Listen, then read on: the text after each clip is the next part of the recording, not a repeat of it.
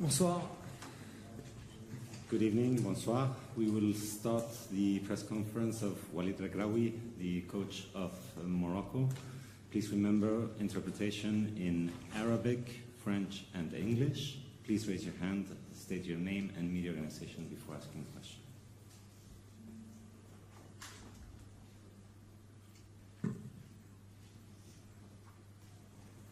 السلام عليكم. عادل رحموني مدير موقع ماتش بريس من المغرب.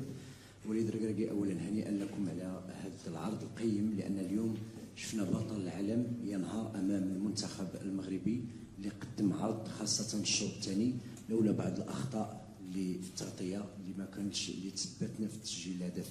اليوم شفنا وليد ركراكي خرج على النمط السابق، انه كان ما كتكونش عنده نسبه امتلاك الكره وكيفوز. اليوم كانت عنده نسبه امتلاك الكره وكانت السيطره مطلقه وكنا قريبين من التسجيل. شنو هو السبب التغيير؟ Non, si j'ai des regrets sur ce match, c'est surtout le début de match. C'est d'avoir encaissé ce but rapidement, qui a donné encore plus de certitude à l'équipe de France pour rester dans son schéma.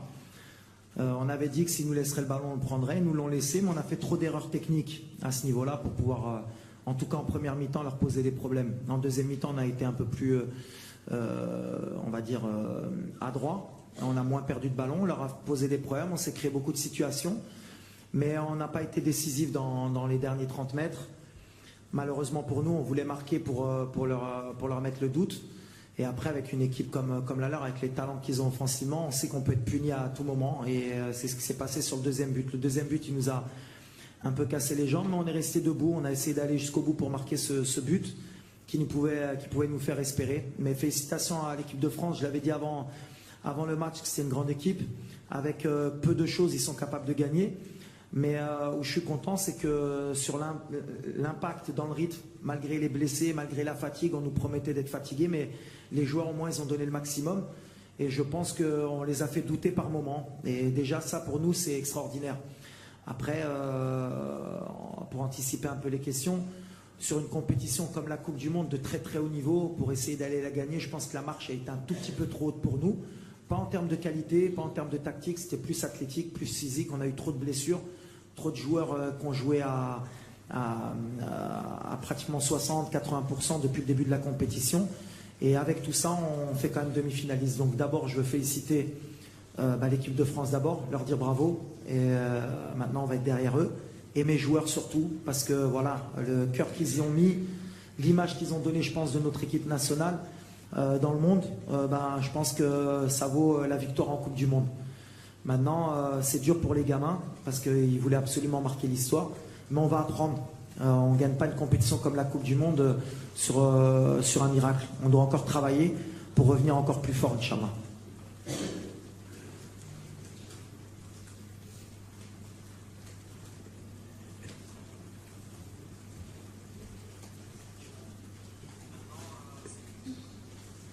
Hi, I'm Marlon from NRK. I was wondering, you're going to play the third place match, the bronze medal match now. How big is your motivation to play a match like that, and will you consider to rest some of your best players?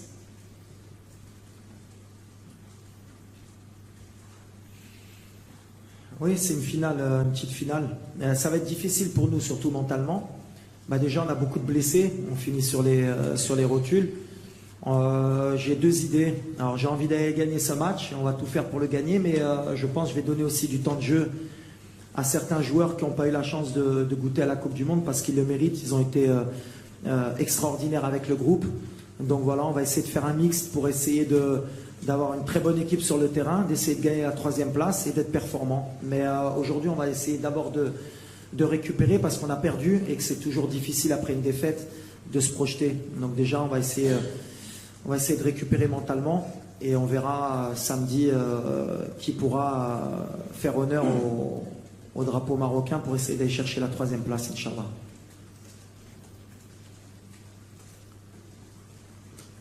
We don't... in the middle here, please.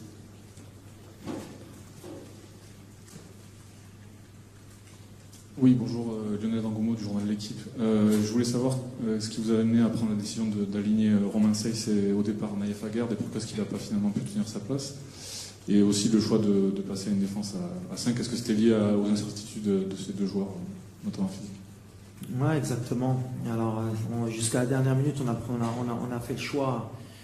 Enfin, on a attendu jusqu'à la dernière minute pour voir si Romain pouvait jouer. C'est quelqu'un qui est très important pour nous dans le système, puis c'est notre capitaine.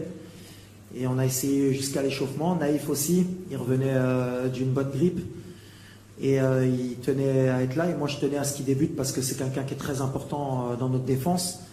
Et je pensais que c'était le mieux pour nous de jouer à 3 pour qu'ils aient moins de terrain à couvrir. Et puis aussi parce qu'on a 2 latéraux de très haut niveau. Et on voulait créer des problèmes avec Ndembélé et Mbappé, déjà défensivement et aussi offensivement pour les obliger à défendre. Alors, des fois, on prend des risques. On avait travaillé sur 2 jours sur ce système-là. On était plus ou moins bien en place. Après, on a eu beaucoup de déchets. Puis après, la sortie de Romain nous fait repasser à 4. Après, avec surprise, on a été peut-être meilleur à 4 aussi. On avait peut-être plus de repères. Des fois, on fait des coups. Ça me donne raison ou tort, mais j'ai aucun regret par rapport à ça. La sortie de Naïf, elle nous fait plus de mal avant le match parce qu'à la dernière minute, on a été obligé de changer. Et donc, Dari a été obligé de rentrer. Et tous ces petits détails ont fait en sorte que peut-être on n'est pas bien rentré dans le match. Mais on va apprendre. Et moi, le premier. Mais je pense qu'à 5, on aurait pu leur poser encore plus de problèmes si on avait tout le monde au top. Mais la sortie de Romain nous fait mal, mais en même temps, après en deuxième mi-temps, on a été bien dans notre système, mais pas de regret. C'est l'idée, ouais, c'était d'aussi soulager Romain dans l'axe pour qu'il n'ait pas trop de courses à faire. Bonsoir, Dominique Serac du Parisien, bravo pour votre parcours. Vous avez dit on sera derrière l'équipe de France. Comment vous voyez cette finale France-Argentine, vous ? Je la vois équilibrée. Après, 2 manières de voir le match. L'Argentine a repris confiance. Ils ont un Messi qui est au top, mais je pense que c'est un match qui va leur aller. Ils défendent très bien. Didier a fait un super boulot. Ils savent ce qu'ils veulent faire. Ils acceptent justement ce que nous, on n'a pas accepté aujourd'hui. C'est-à-dire on a repris le ballon et ils nous ont fait mal sur les pertes de balles. Et la France sait très bien le faire. Ils ont beaucoup plus d'expérience. Je pense qu'avec des joueurs aussi rapides, avec les joueurs de talent, avec la profondeur de banc, ça va être bon du 50-50. Mais la France peut faire un doublé historique. Et quand on voit ce que fait la France depuis les 20 dernières années, on peut dire qu'aujourd'hui c'est le pays le meilleur au monde en termes de football. Et moi je suis fier parce que aussi j'ai grandi en France et de faire partie de cette école. Et ben aujourd'hui, des fois on critique le football français, on critique les coachs français, mais la réalité c'est qu'au haut niveau, les joueurs français c'est les meilleurs et l'équipe nationale c'est la meilleure aujourd'hui. Maintenant une finale c'est toujours du 50-50. Messi sait que c'est sa dernière aussi chance de gagner la Coupe du Monde. Mais moi j'aime bien le petit Mbappé, ça me ferait plaisir qu'il gagne la Coupe du Monde parce que on disait que c'était peut-être le nouveau Pelé, puis en gagnant cette Coupe du Monde, il se rapprocherait de ce qu'a fait Pelé. Il ne faudrait pas qu'il ait trop de pression justement et qu'il joue libéré. Mais voilà. Puis on aimerait bien qu'il gagne pour dire qu'on est perdu contre le champion du monde aussi. Ça nous ferait peut-être un peu plus de bien.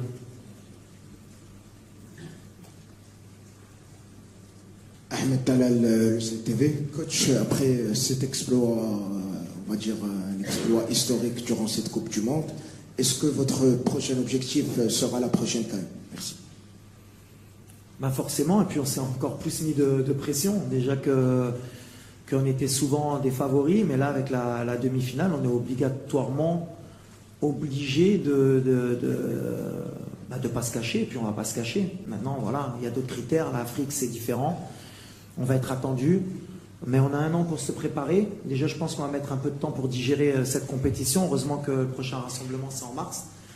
Mais je l'ai dit la dernière fois, moi, sur mon contrat, je ne me cache pas, je suis ambitieux. J'ai dit que si on ne faisait pas minimum demi-finale, je partirais.